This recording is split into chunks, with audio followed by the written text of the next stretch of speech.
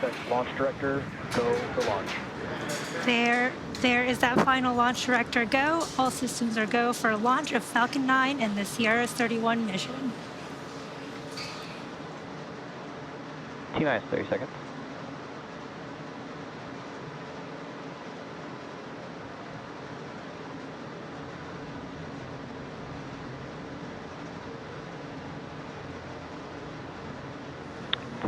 Seconds.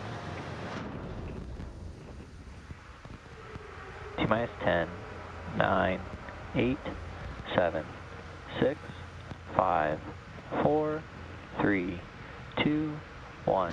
Ignition, engines full power, and liftoff. Go SpaceX, go Falcon, go CRS. Vehicles pitching downrange. And we have liftoff. NASA's SpaceX 31st commercial resupply mission is on its way to the International Space Station, carrying science, supplies, and the spirit of exploration.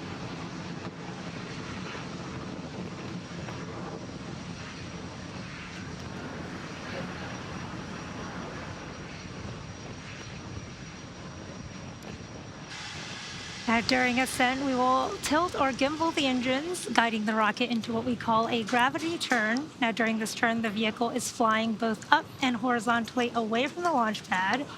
The rocket Power telemetry nominal. typically needs to go 17,500 miles per hour horizontally in order Falcon 9 is supersonic. avoid getting pulled back down to Earth. You just heard that call out that Falcon 9 is supersonic. And shortly, we'll be throttling the engines back in preparation for max Q. Max Q. There's that call for max Q. That's the maximum aerodynamic pressure that the vehicle will see during ascent. And coming up shortly, we will have a few events in quick succession, starting with main engine cutoff, followed by stage separation, Stage 2 engine chill. second engine startup 1, and the boost back burn of the first stage. You just heard the call out for the second stage engine chill, starting in preparation for that engine startup. We are just about 30 seconds away from main engine cutoff, where the 9 Merlin 1D engines on the first stage will shut down. Shortly after that, the stage 1 and 2 will separate from one another, and the MVAC engine on the second stage will start.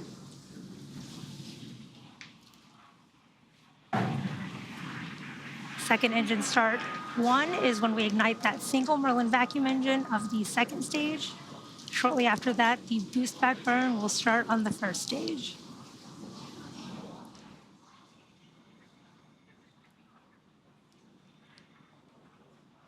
There's main engine cutoff. Main engine cutoff. Stage separation confirmed. Stage separation. Stage 2 startup. Stage 1 boost back startup. And there you can see a beautiful view of the concurrent second stage engine start along with the start of that first stage boost back burn. And really cool views from the second stage engine there and the first stage.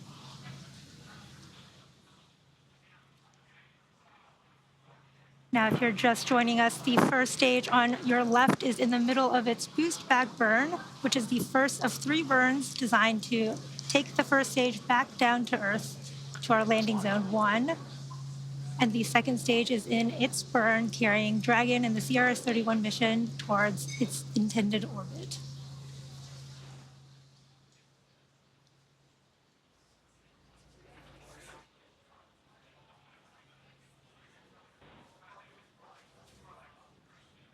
Stage 1 boost back shutdown. There is the end of that boost back burn. Again, that was the first of 3 planned burns of the first stage. And in about 3 minutes, there will be 2 additional burns, the entry burn and the landing burn of that first stage, to bring it back down to land at landing zone 1 at Cape Canaveral. We are at T plus 3 minutes and 55 seconds here in today's mission. CRS-31 is SpaceX's 105th launch this year, and we are coming up on the entry burn and then second engine cutoff of the second stage. Now the entry burn is slated for a little over 2 minutes from now at the T plus 6.5 minute mark, and you should see that on your screen when the first stage performs it. And for that entry burn, we relight 3 of the 9 Vehicles M1D. are on a nominal trajectory. You heard that call out. Vehicles are all on a nominal trajectory. And again, for that entry burn, we will relight 3 of the 9 M1D engines, starting with the center E9 engines, followed shortly after by the E1 and E5 engines, which are on either side of it. And this burn will slow the vehicle down as it passes back into the Earth's atmosphere. Now, the reason we need to perform this entry burn is we need to slow down to reduce re-entry forces, which helps us to recover and reuse the first stage.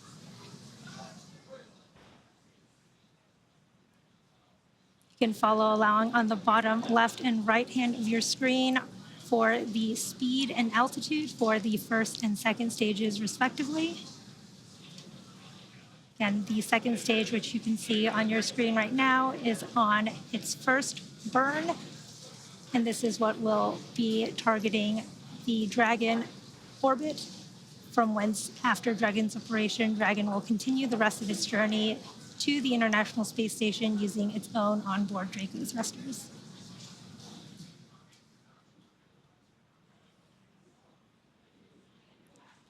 We are just about 30 seconds from the start of the first stage entry burn.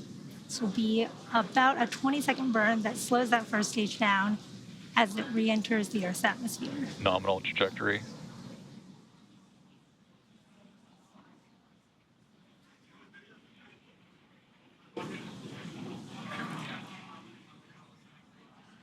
We are also currently in the middle of the second stage burn. We have about 2 minutes left in this burn.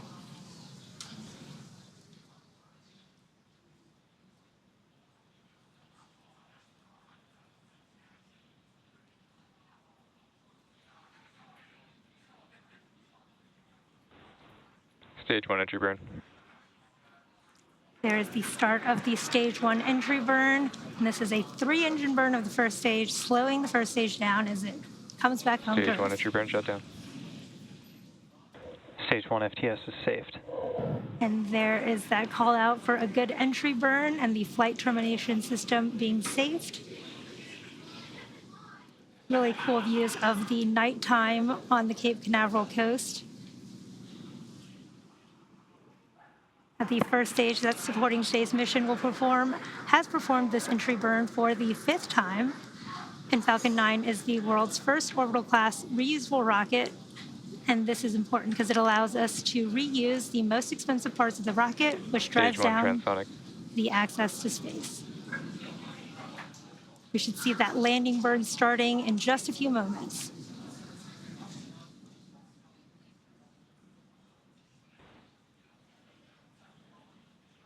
Stage 1 landing burn.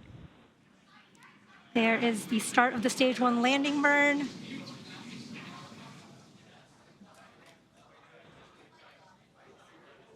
Stage 1 landing leg deploy.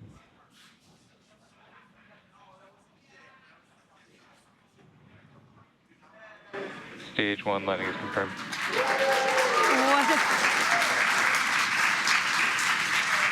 What a beautiful view of Stage 2 that terminal guidance. first stage landing. And with that landing marks SpaceX's 360-second recovery of an orbital class rocket, including the first stage landings for Falcon 9 and Heavy.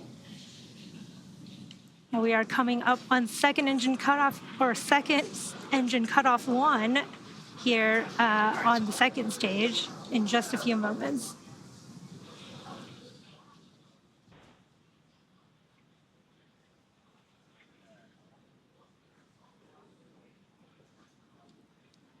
Stage 2 shutdown.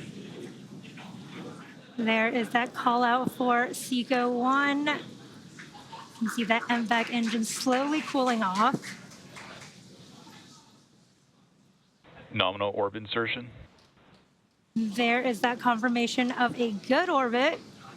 Looks like we are on track for Dragon separation in just a few minutes here at the T plus 9 minute and 25 Stage 2 FTS is saved. second mark.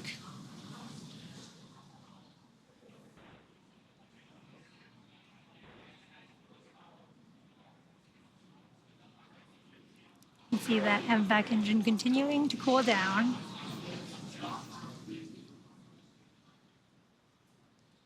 And we are waiting for Dragon separation here in just a few moments. Dragon separation confirmed. There is confirmation of Dragon separation. You could just see it floating away there.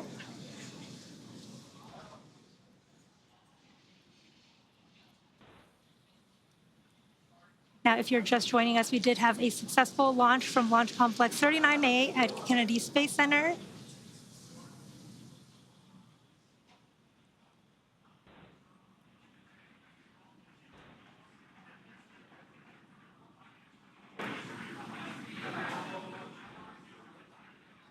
And everything has proceeded nominally so far. We had stage separation occurred at about 2.5 minutes into flight, and that was followed by a successful landing of Falcon 9's first stage on landing zone 1. And that marked the 5th landing for this particular booster. And for those of you following along, this Dragon spacecraft previously supported 4 commercial resupply missions for NASA, including CRS-31, 23, 25, and 28. At about a few minutes ago, we had a successful second engine cutoff, or SECO-1, and this was followed by a confirmation of a good orbital insertion. We recently saw Dragon separation floating away from the second stage as it begins its journey to the International Space Station. We should see the start of nose cone deploy here for Dragon shortly as well.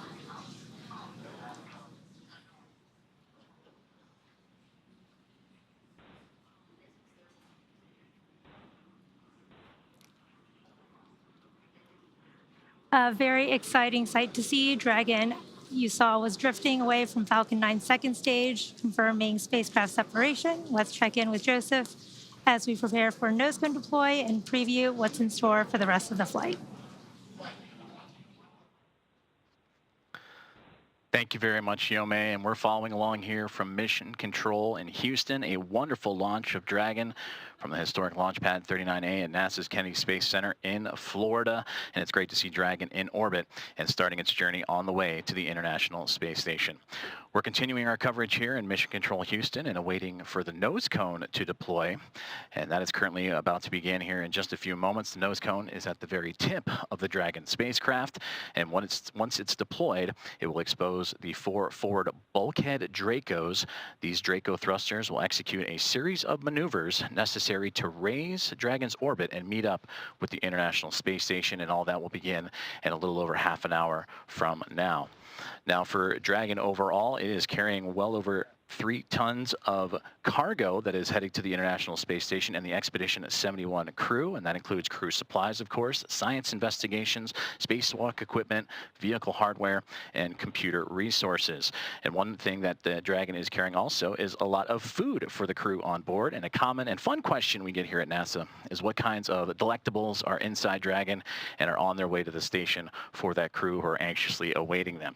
And we did receive note that there is a fresh food kit that includes some fruits and vegetables, much like citrus and apples, some blueberries, sweet onions, and all that on its way inside Dragon right now.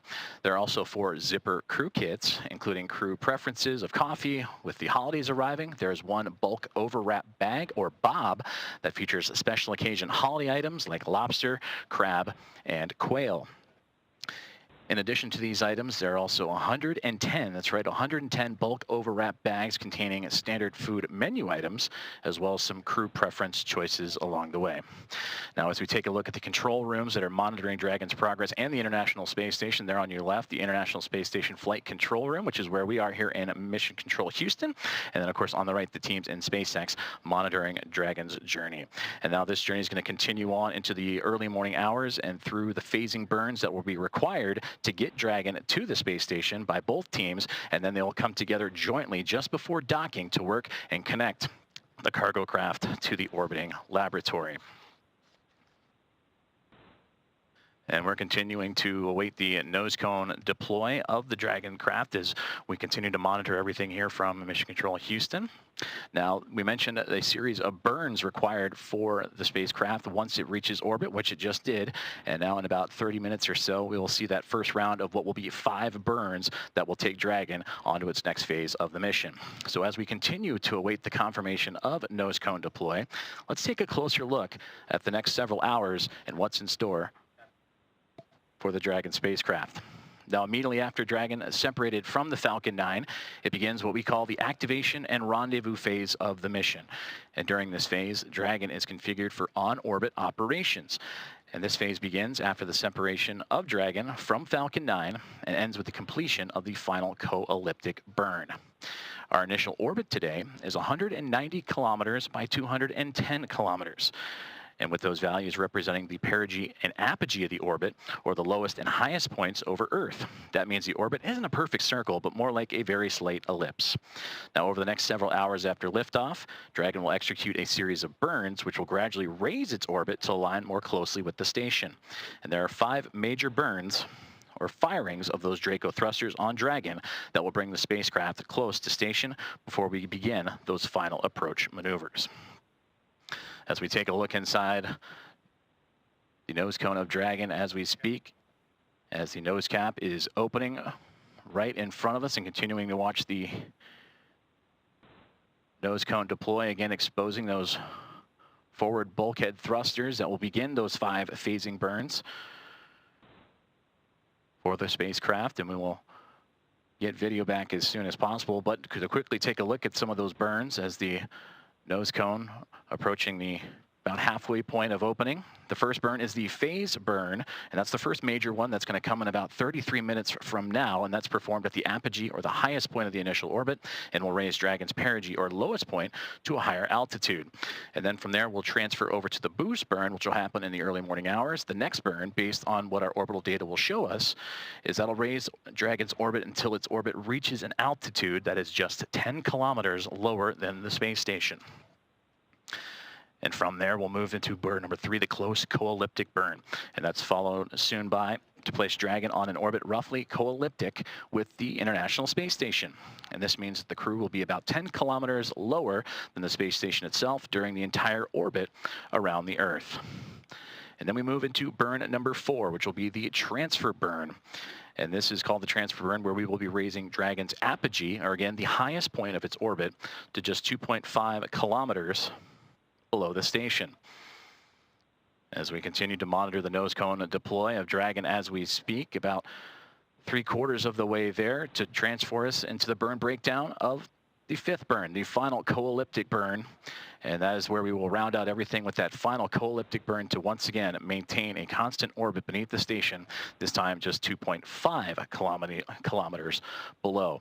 And then from there, Dragon will get ready to line itself up, fine-tuning its way before docking in the early morning hours of tomorrow. And that'll start with the approach initiation and then make its way on to waypoint 0.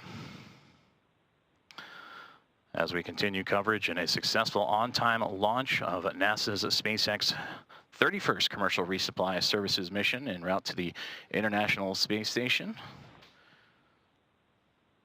As nose cone deploy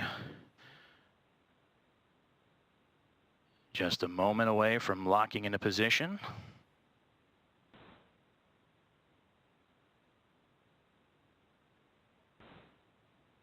And we just received confirmation that the nose cone has indeed been deployed, exposing those Draco thrusters that will help the spacecraft climb its way and begin its journey en route to the International Space Station.